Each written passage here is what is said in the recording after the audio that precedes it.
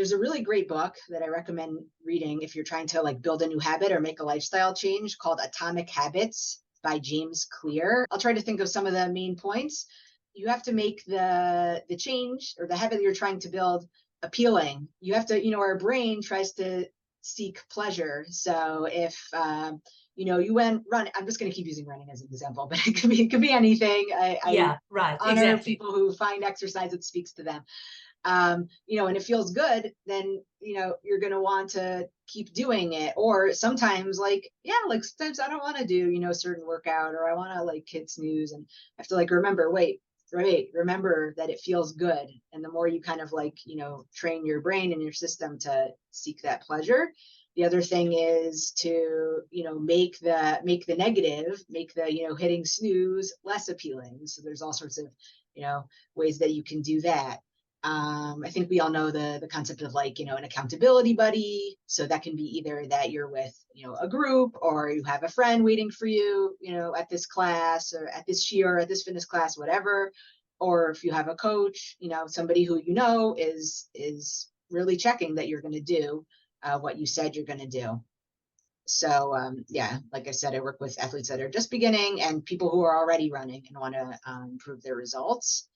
One of the reasons that I think running is a great exercise is because it speaks to a lot of these points that are in this book that I mentioned, Atomic Habits. So not everyone experiences this, but some people experience a kind of runner's high after running.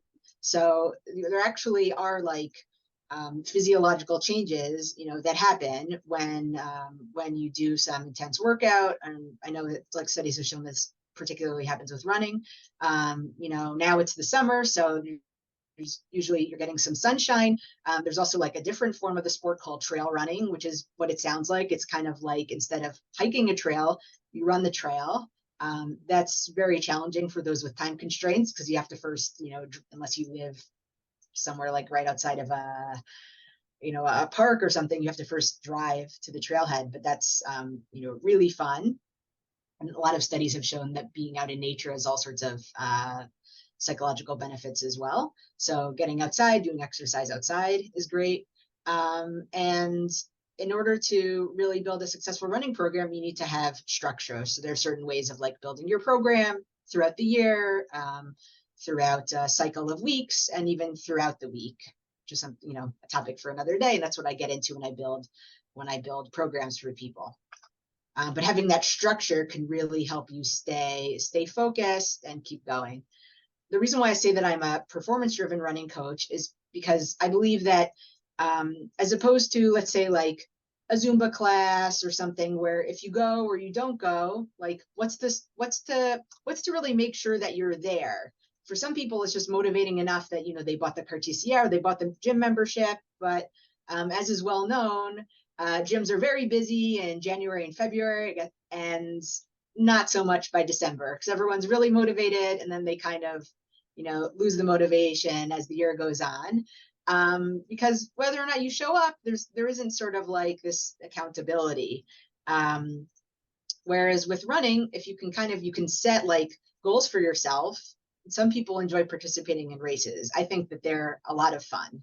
And if you sign up for a race, there's the overall winners, men and women, and almost every race also has age categories. So even as you get older, you can still be, like competing against women that are your age as well. And I think that that's really nice. I think we think of a lot of other, sports or competitions as just being like, oh, maybe for young people, or, I can't do that. But no, there really are like options and, in ways to kind of like even the playing field, as it were.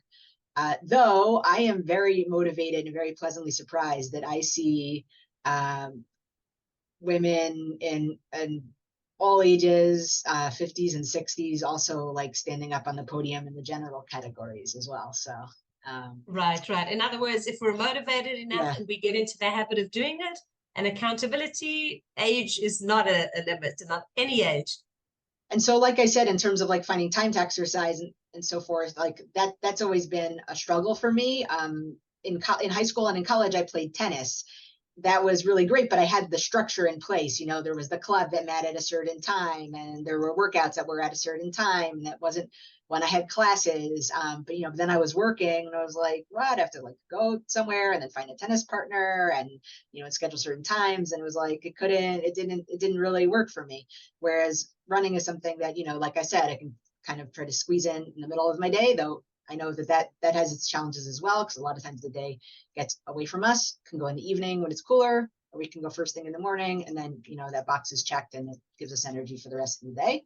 But it's flexible, so you can find what works for you, and you can build towards something. You can kind of like keep refining and setting new goals. I think that when we set goals for ourselves, so some people want to like, they shy away from it because they're kind of scared in a way, maybe, to say like, oh, maybe I'm not going to like the result. But if you set for yourself, like, okay, in 3 months time, I'm going to, run 2K and I'm going to see how fast I can do it. There is something like very powerful about it, doing something where, like you really gave it your all. And so this boosts self-esteem, increases confidence, and it helps you stay on track. I think that this is very individual, but I found that like I could say, I know that staying up too late is really not a good idea, and and snacking and all this stuff like late at night is like not a good idea, and I could intellectually know it all, but for me, once like running became part of my identity, and that's another very important, another key point that James Clear makes in his book. You make these things like part of your identity. Once you identify as someone who exercises, or you identify as an athlete, then all of these things kind of come more naturally. Then an athlete is somebody who doesn't stay up too late because they want to have energy the next day. If I'm, at 1 a.m., I'm eating chips at my desk and continuing working, I'm going to feel horrible the next morning when I know I'm supposed to like get up early and work out. And I don't want to feel that way. Whereas, if that wasn't part of the picture, I would just say, whatever, like I'll drink a cup of coffee and I'll power through. I know, because these are like exactly the thoughts that have gone through my head. And it gives you like another reason to really want to stay healthy. So it means that you're going to view sleep as more of a priority, eating healthier foods and viewing it more as fuel. Okay. And like having a healthier mindset. And these are just some questions that can kind of come up and like things that you can ask for yourself. If I stick to my plan, then what will happen? And if I don't, if I let myself slide, then how will I feel? Because a lot of it comes down to, how do we feel, the good results and the bad results.